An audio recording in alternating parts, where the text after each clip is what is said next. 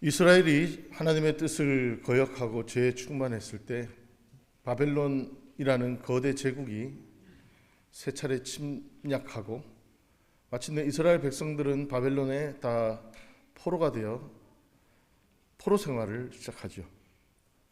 긴 포로 생활을 마치고 이스라엘 백성들은 반세기를 지나 고향 땅에 귀환합니다.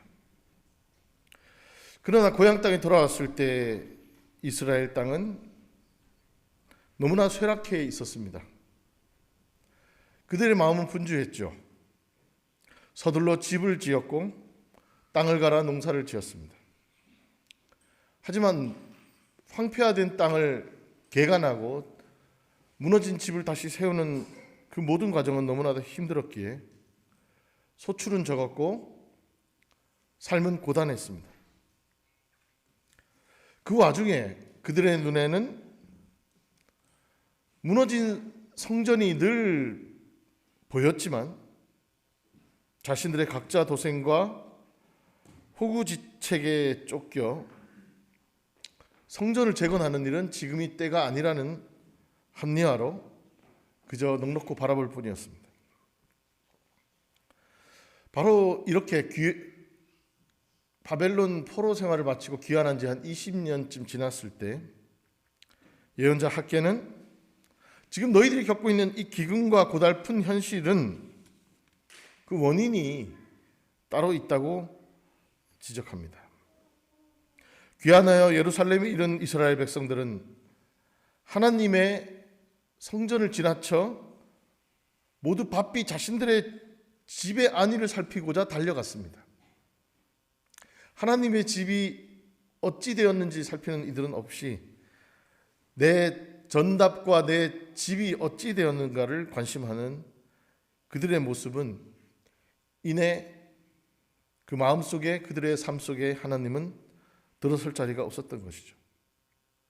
학개가 무너진 성전을 다시 세우도록 이스라엘 백성들을 불러들인 것은 자신들의 이익과 이기심에 몰두한 이스라엘 백성들에게 하나님의 뜻을 새롭게 일깨우기 위함이었습니다. 학개가 이스라엘 백성들에게 다시 불러일으키고자 했던 하나님의 뜻이란 과연 무엇이었을까요? 성전의 전신은 바로 출애굽 이후에 광야에 설치되었던 성막입니다. 이것은 하나님이 이스라엘 백성과 함께 계시며 인도하시며 보호하심을 상징했습니다.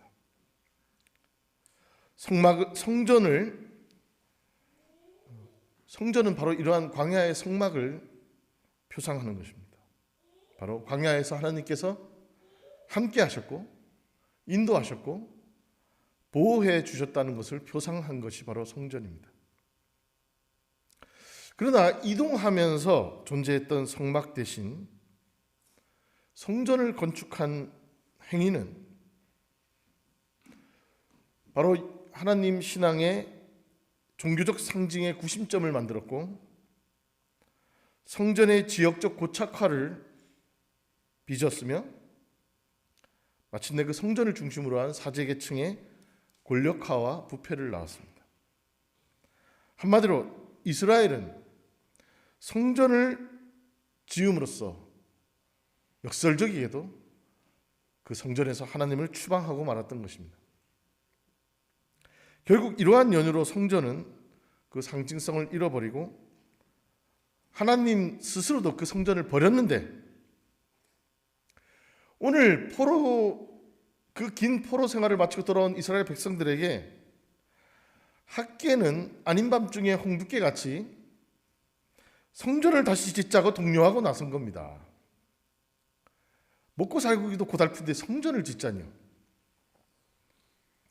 오늘 본문에 나오듯이 이스라엘 백성들이 성전을 다시 짓기 시작한 시점은 50년 포로 생활을 마치고 귀환한 지 20년째 정도가 흐른 때입니다.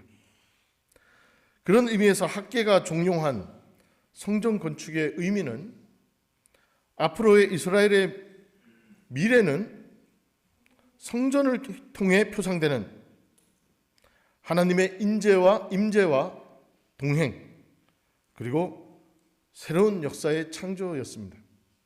이제 너희들의 운명은 너희들이 갈고 있는 밭대기에 있는 게 아니라 바로 이 성전에서 찾아야 한다. 다시 말해 출애굽 직후 광야에서 처음 성막을 세웠을 바로 그때 그 드라마틱한 극적인 장면을 학개는 재현하고자 했던 것입니다. 돌아온 이스라엘 백성이 바라본 성전은 폐허였고 포로기 이전에 세워졌던 성전을 그 모습을 기억하는 이는 거의 남아있지 않았습니다.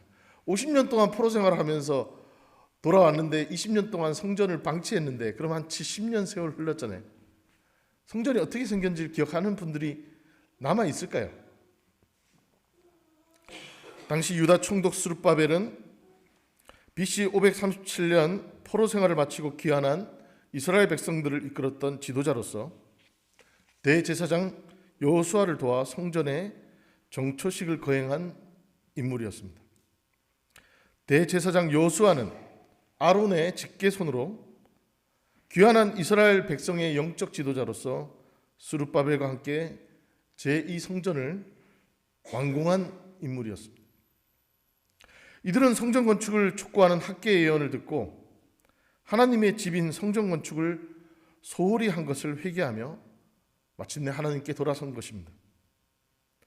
그러나 오늘 우리가 읽은 이 학개 2장의 말씀에 나타나듯이 이렇게 애써서 성전을 재건했음에도 고생 끝에 새로운 세대를 위한 성전을 건축한 그들의 마음은 보람과 환희와 벅찬 감동이라기보다는 실망과 좌절이었습니다. 왜 그랬을까요? 그렇게 애써서 성전을 재건했는데 에이, 괜히 지었나? 이런 생각이 드는 거죠. 왜 그랬을까요? 이들의 눈에는 자신들이 세운 성전이 너무나도 초라하고 조악해 보였던 겁니다.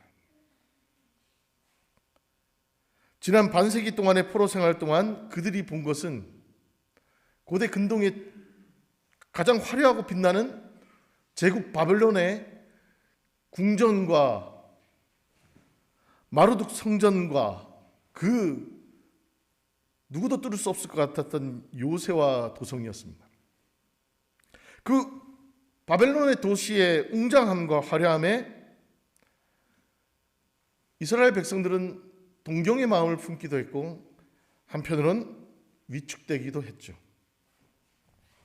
그렇게 50년 동안 포로 생활을 하면서 바벨론 생활에 익숙해져 있고 그거죠. 옛날 일제강점기 때 우리나라 학교 학생들 다 수학여행 어디로 보냈냐면 오사카랑 도쿄로 보냈단 말이죠.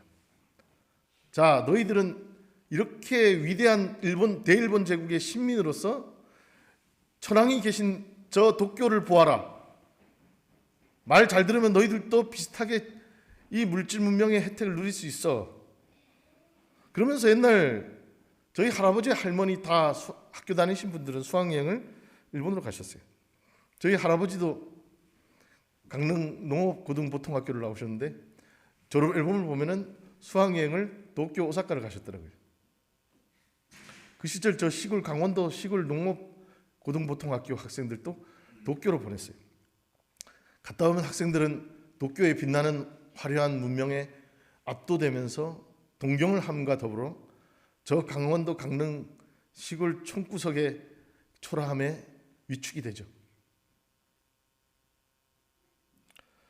그러한 기억을 가지고 포로기를 마치고 돌아온 자신들이 그나마 용을 써서 재건한 성전을 보니 이게 자기들의 역량과 재화로 아무리 노력을 해보아도 왜소하고 보잘것없으며 별것 아닌 것처럼 보였던 겁니다. 그래서 다 지어놓고도 기뻐하기보다는 실망하고 낙심하고 있는 거예요. 그 모습을 지금 학개가 보는 겁니다. 그래서 뭐라고 합니까? 2절에 너희 남은 사람들 가운데 그 옛날 찬란했던 그 성전을 본 사람이 있느냐? 이제 이 성전이 너희에게 어떻게 보이느냐? 이것이 너희 눈에는 하찮게 보일 것이다.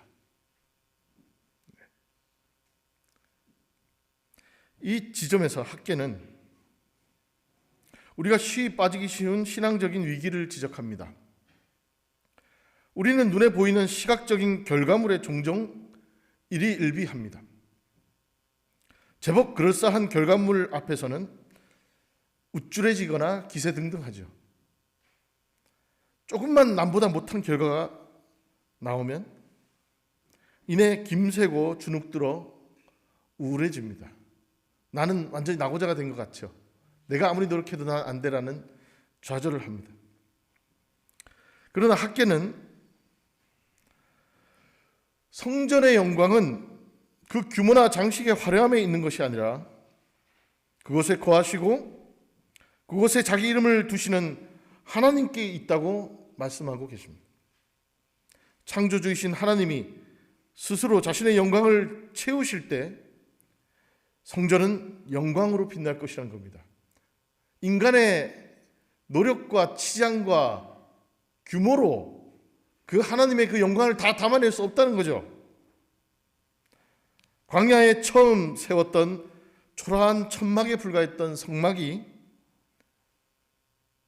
하나님의 영광으로 충만했던 것처럼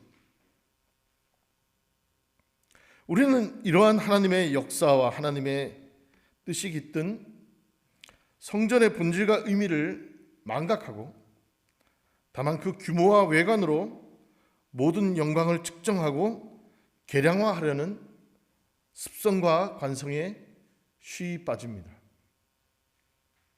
우리가 하나님을 만나는 모든 시간과 장소는 저 강남의 대형교회이든 저 충청도 시골 농촌교회 소박한 마룻바닥이든 하나님께서는 동등하게 임재하시고 거하시는 하나님의 집이라는 겁니다. 이곳은 누추하기 때문에 하나님을 모시기에 곤란하더라고. 만일 내가 생각한다면 그것은 오히려 하나님을 모욕하고 하나님을 잘못 아는 거죠. 이번 학개서를 묵상하면서 또 추억이 떠올랐습니다. 자꾸 제가 뒤끝이 장렬해서 옛날 추억을 가끔 말씀 나누는데, 제가 신학교 다닐 때 학생회를 맡고 있었는데 1950년대에 지어진 신학교의 센터에 있는 일제강점기 때 우리 한국 조선 감리 일본과 한국 양 감리교회의 공동 감독을 맡고 계셨던 허버트 웰치 감독을 기념해서 세운 웰치 기념 예배당이라는 게 있었습니다. 감리교 신학대학교 센터에 있는 랜드마크였어요. 아주 아름다운 예배당 건물이었는데 제가 학생회를 할 때 하필이면 총장님이 그걸 철거하고 거기다 새 채플을 짓는다고 어디 외부에서 돈을 받아와가지고 철거를 한다는 거죠. 저는 그 웰치 채플 예배당 철거에 반대했습니다. 옆에 운동장이나 주차장 부지 넓은 데 많은데 거기다가 신식 건물 지으시죠. 그리고 이 건물은 우리 신학교의 영적인 센터, 상징적 공간으로 남겨두는 게 어떻겠습니까? 하지만 교수님, 총장님과 교수님들은 저의 이 주장을 비웃었습니다. 저만 돈키호테처럼 신채플 건립을 반대한 사람으로 몰려서 손가락질을 받았죠. 도대체 무슨 생각을 가지고 이렇게 웰치 채플을 철거 반대하느냐? 저 건물 낡고 곧 쓰러질지도 모르는 저 퇴락한 건물에 왜 집착하느냐? 저 웰치 기념 예배당 강단에 감리교 신학교 초대 학장이신 홍연설 학장님께서 설교를 하셨던 자리고, 윤성범 학장님께서 설교를 하셨던 자리고, 김용옥 학장님께서 설교를 하셨던 자리고, 변선한 학장님께서 설교를 하시고, 수많은 목사님들이 감리교회 지도자들을 깨우기 위해서 가르치고 설교하신 그 자리인데 그 자리를 어떻게 그렇게 가볍게 생각할 수 있습니까? 결과는 철거됐습니다. 철거되고 저는 엉뚱 같은 주장을 하다가 학교 발전을 저하하는 그런 돈키호테 취급을 받으면서 학교를 떠나야 했습니다. 이 웰치 기념 예배당 보존을 위해서 공청회가 열렸는데 한 교회 건축사 전문가라는 교수님이 오셔서 발제를 했습니다. 이 웰치 기념 예배당의 디자인을 보니 19세기부터 20세기 초에 미국과 영국에서 유행했던 네오 고딕 양식의 일반적 예배당의 형태를 취하고 있고, 이런 예배당은 영국과 미국에 가면 동네마다 깔렸는데 흔하디 흔한 예배당 건물이니 굳이 보존할 가치를 느끼지 못한다. 이것이 그 교회 건축사 전문가라고 하는 사람의 평론이었어요. 그걸 근거로 교수님들은 더 철거를 내세웠습니다. 저는 무력하게 어찌할 수 없는 헌시를 받아들였지만 마음속으로 그 웰치 기념 예배당 철거를 하자는 분들의 앞에서 떠오른 건물이 바로 독립문이었습니다. 지난 시간에도 제가 독립문에 대해서 한번 소개를 했는데, 독립문은 청일전쟁 이후에 우리나라가 세계 만방에 대한 제국이 독립국임을 천명한 상징물입니다. 이 독립문이 처음 건립됐을 때 여러 역사 기록들을 제가 보았는데, 독립문 건축 직후에 프랑스 신부 미텔 주교가 이 독립문 건축에 대해서 쓴 일기의 기록이 흥미로워서 유심히 읽은 적이 있습니다. 독립문 건축에 대해서 프랑스인 신부는 이렇게 말합니다. 독립문은 정성을 들여 세우긴 했으나 멋이라고는 없는 건축물이다. 두 기둥에 비해서 위의 아치가 너무 작다. 반원형의 천장은 벽돌로 되어 있는데 반해 이 기념물의 나머지 부분은 모두 잘 다듬어진 돌로 되어 있지만 이 건물 전체가 벌써부터 금이 가고 있는 것 같아요. 우리 민족의 독립을 상징하는 구조물인 독립문에 대해서 프랑스인 주교는 조악한 건물이라고, 볼품없는 건물이라고 비웃습니다. 프랑스인의 눈에 보기에 독립문은 그저 조악하고 볼품없는 파리의 개선문을 흉내낸 모사품 정도로밖에 보이지 않을지 모르겠지만, 우리는 저 100여 년 전에 프랑스인이 혹평하고 조롱한 건물을 서울의 가장 중요한 근대 문화재로 아끼고 보존하고 있습니다.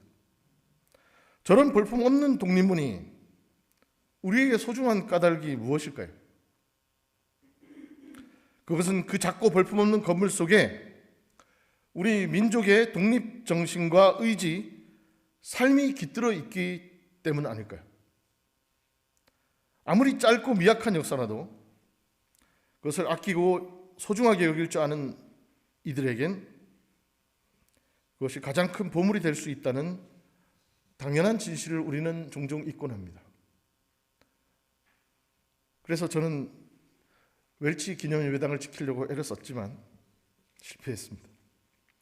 독립문이 지어졌을 때 독립협회를 만드신 서재필 선생은 1896년 6월 20일자 디 인펜던트라는 잡지에 독립문의 건립 취지를 다음과 같이 소개했습니다.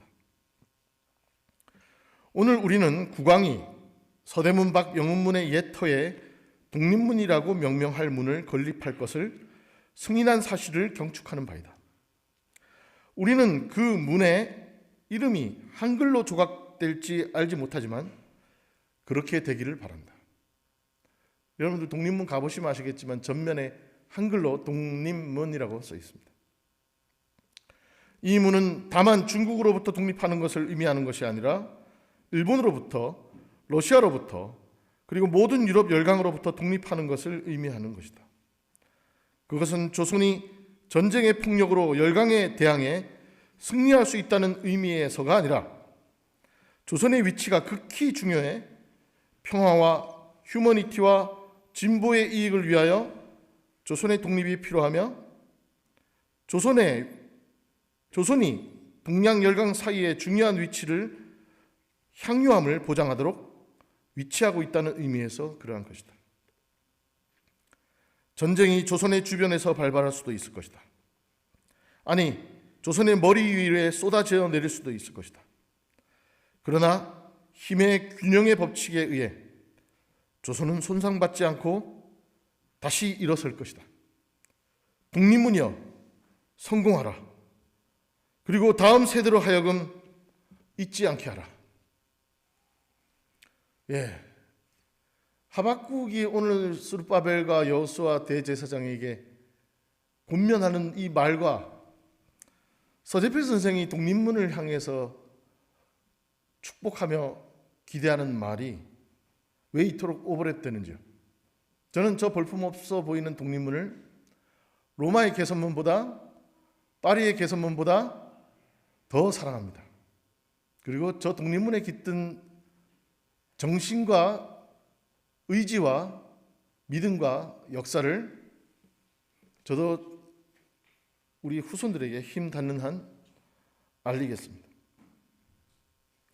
그렇게 학계는 규모와 외관만을 바라보는 육신의 눈이 아닌 하나님의 마음을 알아차리는 영적인 눈을 뜨라고 우리에게 요청합니다.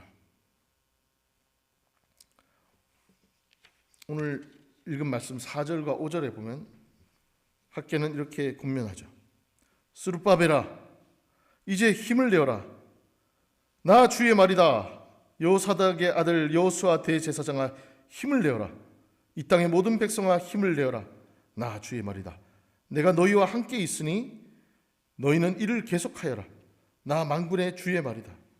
너희가 이집트에서 나올 때 내가 너희와 맺은 바로 그 언약이 아직도 변함이 없고 나의 영이 너희 가운데 머물러 있으니 너희는 두려워하지 말아라. 자신이 재건한 성전을 초라하다고, 볼품없다고 고개를 떨구고 있는 스룹바벨을 향해 예언자 학계는 힘을 내라고 위로합니다. 제사장 여호수아에게도 힘을 내라고 말합니다. 성전에 돌을 쌓는 데 힘을 보탠 모든 백성들에게 힘을 내라고 위로합니다.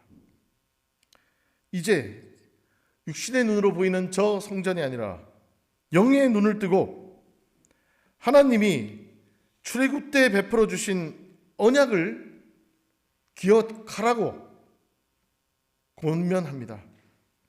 그 언약이 여전히 변함이 없고 하나님의 영은 이스라엘과 함께하고 있으니 두려워하지 말라는 겁니다. 오늘 읽은 말씀 5절에 나의 영이 너희 가운데 머물러 있으니라고 했습니다. 머물러 있으니. 이 말씀은 히브리어로 우메테트인데 과거로부터 미래에 이르기까지 지속적으로 함께 있는 것을 약속할 때 쓰는 분사형 단어라고 합니다. 히브리어에 있어서 분사형은 중단 없는 계속적인 상태를 나타냅니다. 그러니까 머물러 있으니 이 말씀은 나의 영, 즉 성령이 과거에 너희 조상에게 그랬듯 끊임없이 지속적으로 여전히 너희와 함께 있겠다고 약속한 겁니다. 신앙이란 그런 것입니다. 모두가 눈에 보이는 현상에 낙담하고 있을 때 그 어둠 이면에 있는 보이지 않는 하나님의 약속을 응시하는 눈, 그것을 알아차리고 바라보는 시야를 획득하는 것이 바로 믿음인 것입니다. 하나님은 여전히 우리와 그 언약을 지키고자 동행하고 계십니다. 우리말에도 그런 이 오메테트라는 이 개념의 말이 있어요. 한자어에 우리 성경 첫 글자가 뭐죠? 태초에잖아요. 그 순한글로는 한처음에라고 번역을 하는데 이 태초라는 게 뭐예요? 큰 처음이라는 뜻입니다. 근데 크다는 뜻이요, 태가 있고요, 대가 있습니다. 아시죠? 한자. 클 태도 있고 큰 대도 있습니다. 근데 왜 같은 큰인데 태가 있고 대가 있을까요? 그냥 대초에 하면 안 되나요? 태초는요, 큰데요, 이게 멈추지 않고 계속 큽니다. 계속 지속되고 유지되고 확장되는 큼이 클 태입니다. 계속 지속하는 거예요. 확장돼요. 근데 대는 뭐냐면요, 그냥 큰 상태 그대로 가만히 있는 그 큰 상태가 멈춰 있는 상태가 됩니다. 그래서 우리 역대 그 왕조의 임금들 보면은 왕건이 앞에 뭐가 붙어요? 태조 왕건이고, 이성계 앞에 뭐가 붙어요? 태조 이성계가 붙습니다. 그 태자가 붙은 거는 지금 이 왕으로부터 계속 이 왕조가 지속하고 확장하라는 겁니다. 그래서 저쪽에 우리 일본이 우리나라 침략해가지고 이제 경부선 철도 놓을 때 이또 히로부미가 서울 경성역에서 기차 타고 부산까지 가는 중에 잠깐 섰는데 그 역이 이름이 뭐였냐면 태전역이었습니다. 태전역. 거기가 한밭이라 불렀잖아요. 그래서 원래는 클 태자 태전이었습니다. 근데 이또 히로부미가 태전역에 정차하고 잠깐 우동을 먹었는지 안 먹었는지 모르겠는데요, 쉬면서 이 역은 이름이 너무 크다, 이름을 바꿔라 해서 바꾼 게 대전입니다. 왜냐? 조선인들의 기운이 이 대전을 중심으로 커지고 확장할까 봐 이또 히로부미가 이름을 찍어 누르려고 대전은 이름이 좀 크다, 바꿔 해서 대전이라고 했다는 이야기가 있어요. 한마디로 말해서 태초부터 하나님이 창조하신 그 창조 사역은 여전히 지속되고 있는 새로운 창조의 시간으로 우리에게 이어지고 있습니다.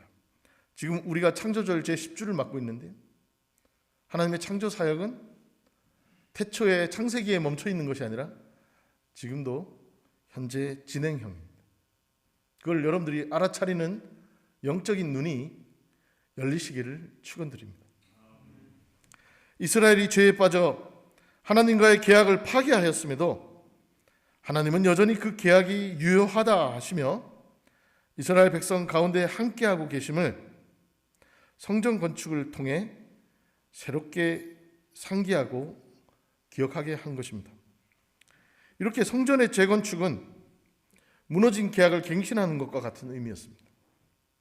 성전의 재건축은 이스라엘이 다시금 하나님과의 계약에 참여하고 계약 백성으로서 하나님의 뜻과 말씀을 준행하며 살겠다는 그 다짐을 가시화한 사건이었습니다. 우리는 지난 일제강점기를 거치면서 일제가 남긴 역사의 똥덩어리들을 여전히 끌어안고 있습니다.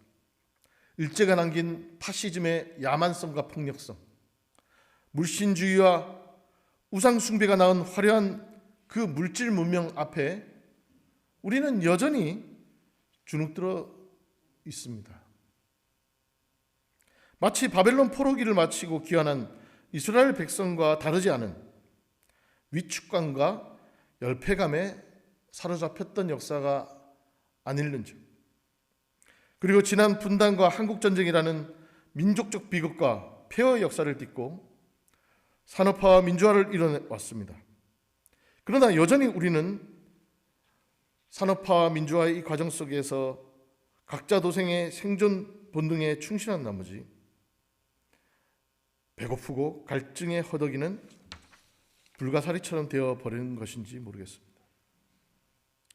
우리가 세우는 물질 문명은 하나님이 보시기에 모래성과 같을 수 있습니다.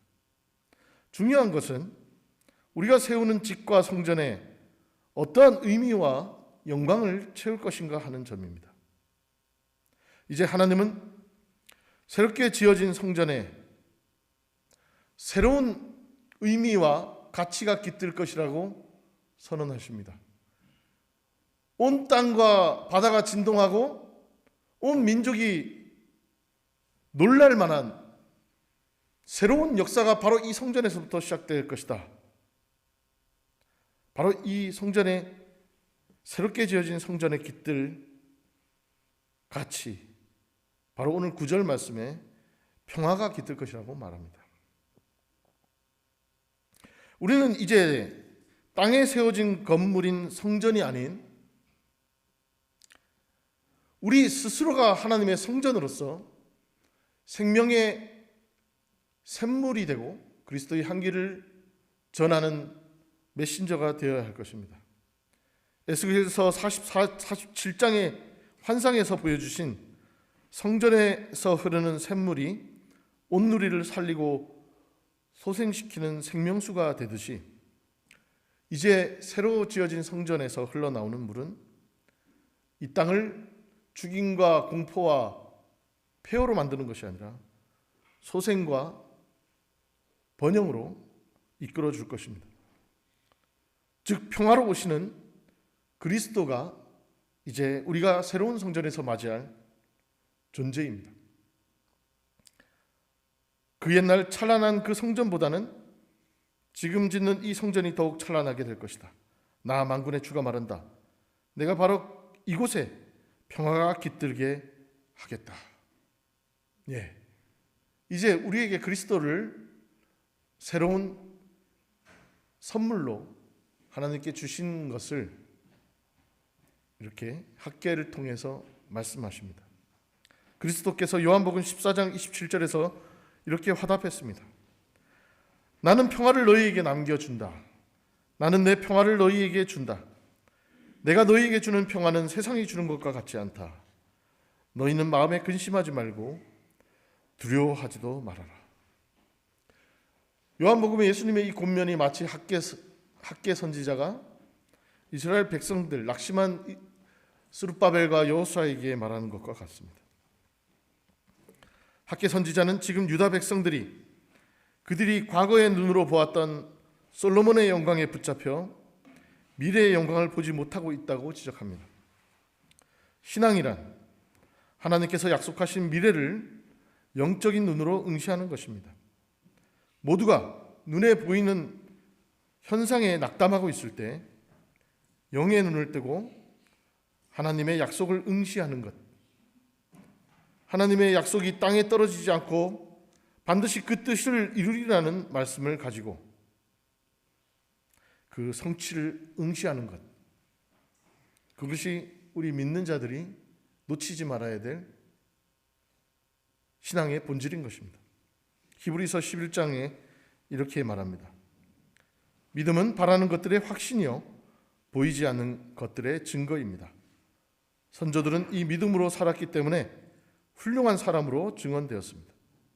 믿음으로 우리는 세상이 하나님의 말씀으로 지어졌다는 것을 깨닫습니다. 보이는 것은 나타나 있는 것에서 된 것이 아닙니다. 예레미야 선지자도 이렇게 말합니다. 너는 내게 부르짖으라. 내가 내게 응답하겠고 내가 알지 못하는 크고 은밀한 일을 내게 보이리라. 이제 새로운 성전으로 우리에게 보여주신 예수 그리스도의 복음을 통해 하나님은 우리에게 부활의 미래와 하나님 나라를 보여주셨습니다. 이제 오늘의 말씀을 의지하고 묵상하면서 육의 눈을 넘어 영의 눈을 밝게 뜨고 보이지 않는 진리 위에 굳게 서서 새로운 미래를 창조해 나가는 복된 아펜젤러 인후교의 모든 성도 되시기를 간절히 축원드립니다. 모두 힘내시기 바랍니다. 자비하신 하나님 감사합니다. 우리가 눈에 보이는 현실의 결과물, 현상들 앞에서 주눅들고 위축되고 낙심하고 있을 때 여전히 내가 너와 함께하고 있다, 너의 길을 예비하고 있다, 너를 보호하고 있다, 인도하고 있다 말씀하시는 그 하나님을 알아차리는 영적인 눈을 열어주시고 영적인 귀를 열어주옵소서. 이제 주님을 만나 새 발걸음 내딛는 이 새로운 한 주간 온전히 우리 안에 낙심과 시리가 아니라 기쁨과 환희가 가득할 수 있도록 주님 인도하여 주옵소서. 예수님의 이름으로 감사하며 기도드렸습니다.